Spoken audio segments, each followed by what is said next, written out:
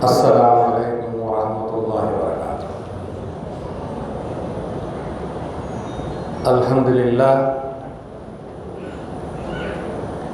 assalatu wassalamu ala rasulillah sayyidina wa maulana Muhammad wa ala alihi wa ashabihi ajma'in. Amma ba'd. A'udzu billahi minasy syaithanir rajim. Rabbana hab lana min azwajina wa dhurriyyatina qurrata a'yun waj'alna lil muttaqina imama.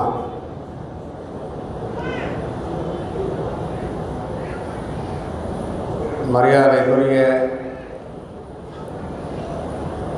பெரியோர்களே, சிறப்பிற்குரிய நிர்வாகிகளே, மேடையில் அமர்ந்திருக்கும் விஐபிகளே, ஆலிம் பெருமக்களே, அல்லாஹ் அவனுடைய இல்லத்தில் நம்மை எல்லாம் ஒன்று கூட்டியிருக்கிறான். 3 ஆண்டு காலம் அவனுடைய தீனை கற்ற நம்முடைய மகள்களை வாழ்த்துவதற்காக. தீனுடைய இல்ம் மிக முக்கியமானது. தீனுடைய இல்மு இல்லை என்றால் தீன் இல்லை. தீனின் பிரகாரம் நடக்க வேண்டும் என்றால் தீனுடைய கல்வியை எல்லா முஸ்லிம்களும் கற்றே ஆக வேண்டும். தொழுவது கடமை, எப்படி தொழ வேண்டும் என்று கற்க வேண்டும். நோன்பு நோற்பது கடமை, எப்படி நோன்பு நோற்க வேண்டும் என்று கற்க வேண்டும். இப்படியாக ஒவ்வொன்றையும் நினைத்து பாருங்கள். எத்தனையோ முஸ்லிம்கள் வாலிப வயதையெல்லாம் கடந்து காலங்களை வீணாக்கி வயது முதிர்ந்த காலகட்டத்தில் அல்லாஹுடைய வார்த்தைகள் காதில் விழுந்த பின்பு தொழ வேண்டும் என்ற ஒரு அச்சம் ஏற்படுகிறது, பயம் ஏற்படுகிறது. ஆனால் அவர்களுக்கு எப்படி தொழ வேண்டும் என்று தெரியாது. அல்ஹம்து சூரா தெரியாது, அத்தஹியா தெரியாது. வெளியே சொல்வதற்கும் வெட்கமாக இருக்கிறது. எனவே எத்தனை தடவை அழைத்தாலும் அவர் இங்கு வர முடியாத ஒரு நிலை இருக்கிறது. என்ன காரணம்? தீனுடைய இல்மை கற்காததின் காரணமாக. பெற்றோர்களாகிய நம் மீது கட்டாய கடமை. நாம் பெற்ற பிள்ளைகளுக்கு உணவு தருவது கடமை, ஆடைகள் வாங்கி தருவது கடமை, வயதுக்கு வந்துவிட்டால் திருமணம் முடித்து வைப்பது கடமை. இதை போன்று தீனின் பிரகாரம் நடப்பதற்கு இல்மை கற்றுக் கொடுப்பது கடமையாக இருக்கிறது. பெற்றோர்களுக்கு வாழ்த்துக்கள்.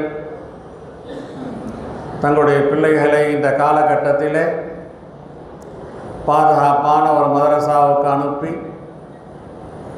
அல்லாஹ்வையும் ரசூலையும் பற்றி அவர்களுடைய இல்லத்திலே பதிவு செய்யப்படுவதற்குண்டான வாய்ப்புகளை ஏற்படுத்தி கொடுத்திருக்கிறார்.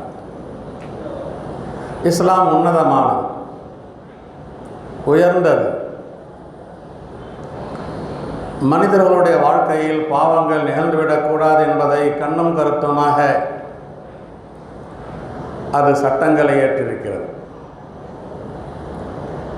மேம்போக்காக பார்த்தால் சில விஷயங்கள் ஆகமானதாக இருக்கும்.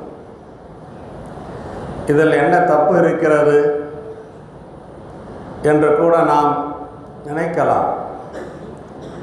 எத்தனையோ விஷயங்கள், ஒரு ஆகமான விஷயம் அது கொஞ்சம் கொஞ்சமாக ஆகாத ஹராமுக்கு கொண்டு போய் சேர்த்துவிடும் என்றால் அதை நம்முடைய இமாம்கள் தடை செய்து விடுவார்கள். வெளிப்படையில் ஹதீஸில் பார்த்தால் அது கூடும் என்று தெரியும். தஃப் அது ஹதீஸிலே ஆகமாக ஆக்கப்பட்டிருக்கிறது.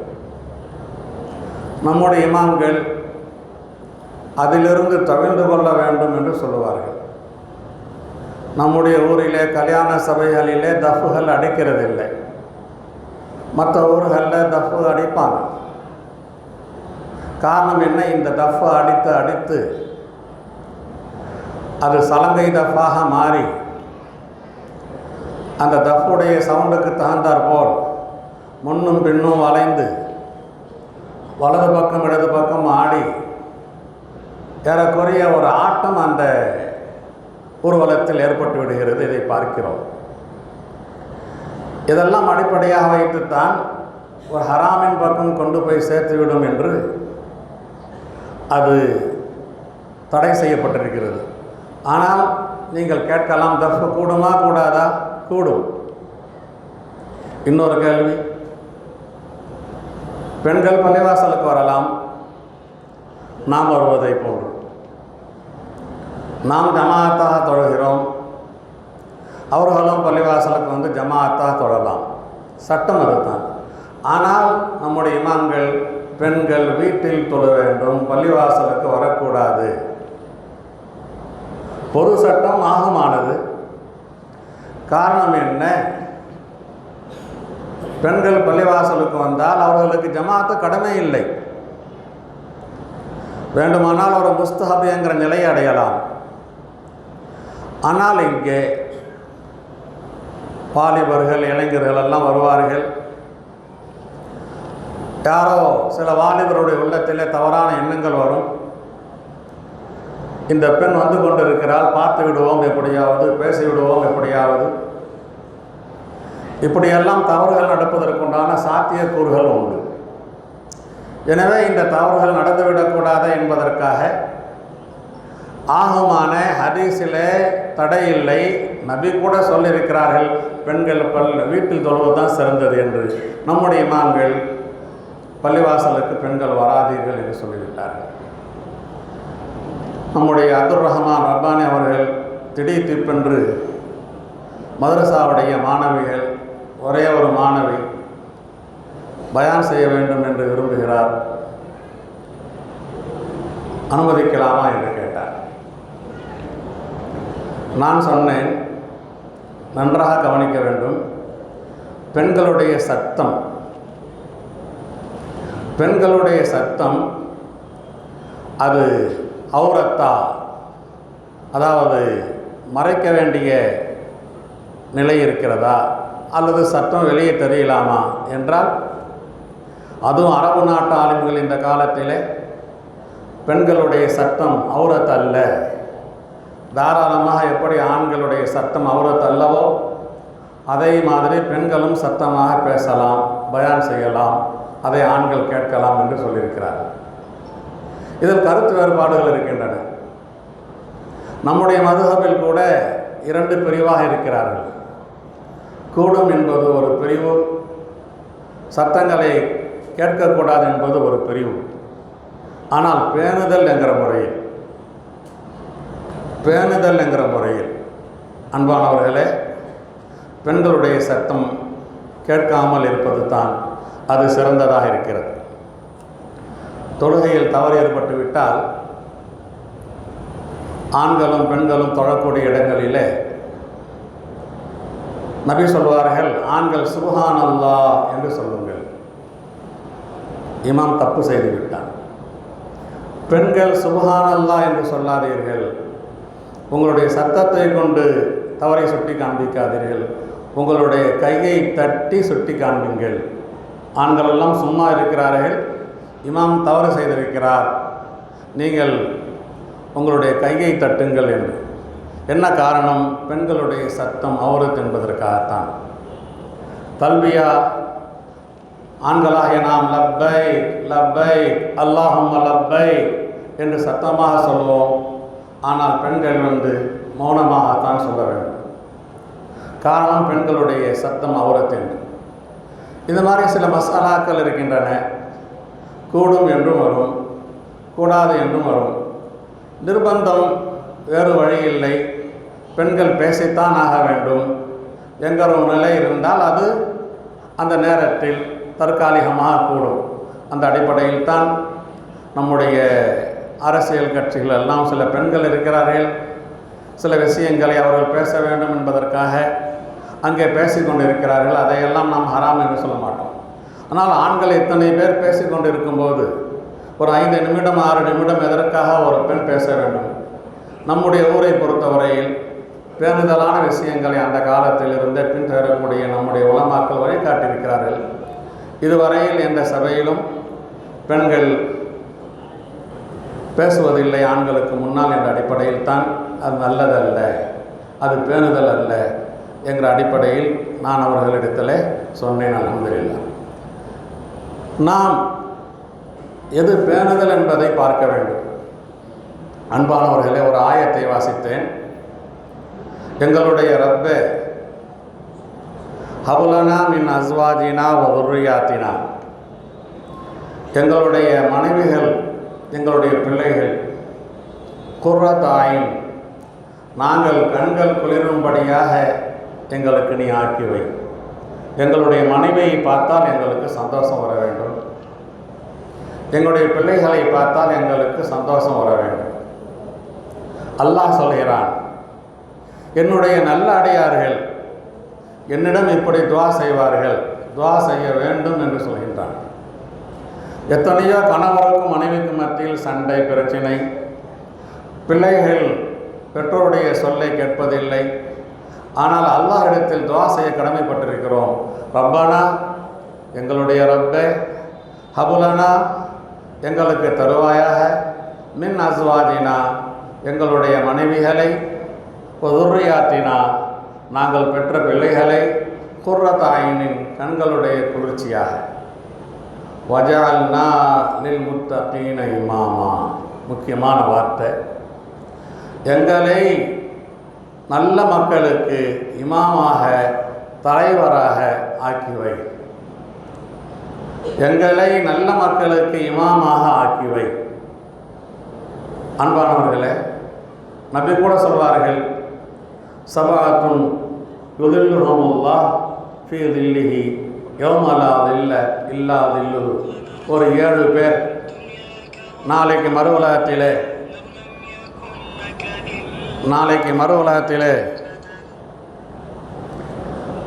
எங்கும் வெயில், நிழலே இருக்காது.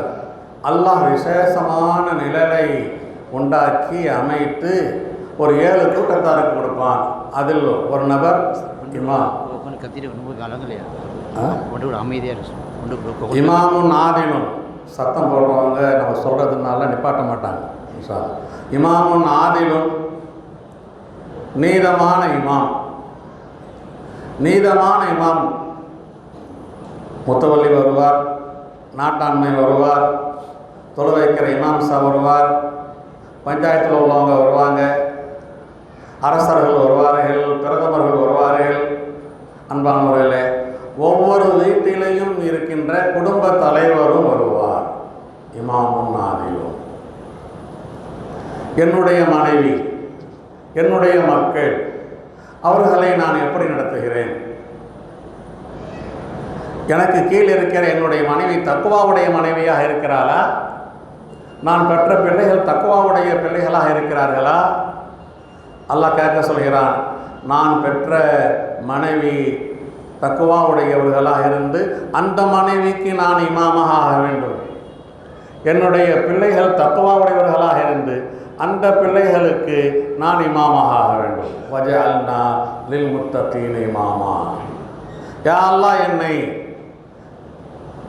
லா தஜஅல்னா இமாமன் லில் ஃபாசிகீன் பாவிகளுக்கு, குற்றவாளிகளுக்கு இமாமாக ஆக்கிவிடாதே என்று. நாமும் நல்லவர்களாக ஆக வேண்டும், நம்முடைய மனைவியும் நல்லவர்களாக இருக்க வேண்டும், நம்முடைய பிள்ளைகளும் நல்லவர்களாக இருக்க வேண்டும் என்றால் அதற்கு ஒரே வழி தீனுடைய இல்மு தான். அந்த தீனுடைய இல்மை பெற்றோர்களாகிய நாமும் கற்க வேண்டும், நம்முடைய பிள்ளைகளுக்கும் கற்றுக் கொடுக்க வேண்டும். ஆண் பிள்ளைகளாக இருந்தாலும் பெண் பிள்ளைகளாக இருந்தாலும் அந்த அடிப்படையில் இந்த துஆவை எல்லோரும் கேளுங்கள், சொல்லுங்கள்.